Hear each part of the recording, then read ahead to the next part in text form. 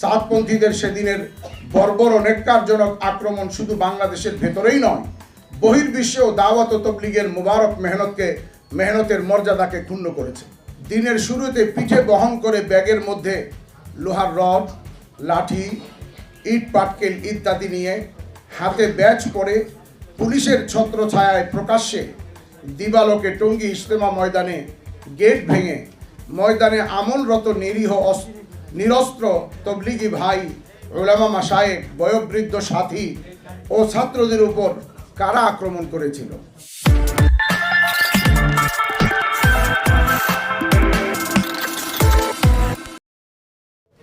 তৎকালীন ক্ষমতাসীন ফ্যাসিবাদী আওয়ামী সরকারের প্রত্যক্ষ সহযোগিতায় ভারতের মাওলানা সাদ সাহেবের অনুসারী পথভ্রষ্ট সাদপন্থীদের আক্রমণে রক্তাক্ত হয়ে উঠেছিল বিশ্ব ইজতেমা ময়দান।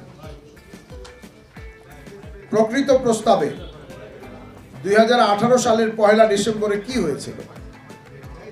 2018 সালের 30 ডিসেম্বর অনুষ্ঠিতব্য জাতীয় নির্বাচন পূর্বকালে নির্বাচন কমিশনের নিষেধাজ্ঞাকে বৃদ্ধাঙ্গুলি দেখিয়ে কারা সারা দেশ থেকে রাতের বেলায় ঢাকা ও টঙ্গীর বিভিন্ন মসজিদে জড়ো হয়েছিল। পরদিন 1 ডিসেম্বর 2018 দিনের শুরুতে পিঠে বহন করে ব্যাগের মধ্যে লোহার রড, লাঠি, ইট পাটকেল ইত্যাদি নিয়ে হাতে ব্যাজ পরে পুলিশের ছত্রছায়ায় প্রকাশ্যে দিবালোকে টঙ্গী ইজতেমা ময়দানে গেট ভেঙে ময়দানে আমলরত নিরস্ত্র তবলিগি ভাই, উলামা মাশায়েখ, বয়োবৃদ্ধ সাথী ও ছাত্রদের উপর কারা আক্রমণ করেছিল।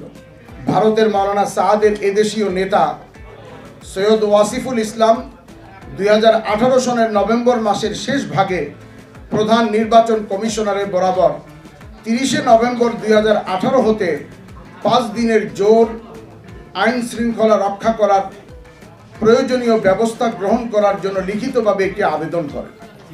উক্ত পত্রের উত্তরে নির্বাচন কমিশন লিখিত পত্রের মাধ্যমে সুস্পষ্টভাবে উল্লেখ করেন যে 30 ডিসেম্বর 2018 পর্যন্ত সারা দেশে সকল প্রকার সভা সমাবেশ নিষিদ্ধ ঘোষণা করা হলো।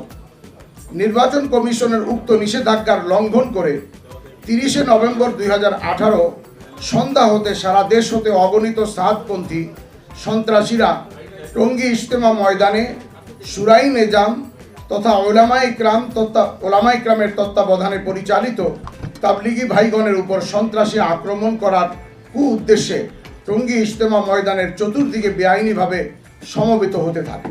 2019 সালের আগত টঙ্গী ইজতেমার জন্য ময়দান তৈরির উদ্দেশ্যে ঢাকার বিভিন্ন মসজিদের সাধারণ মুসল্লি, তবলিগের সাথী, বিভিন্ন শিক্ষা প্রতিষ্ঠানের অর্থাৎ মাদ্রাসার হজরত বৈঠক করেন।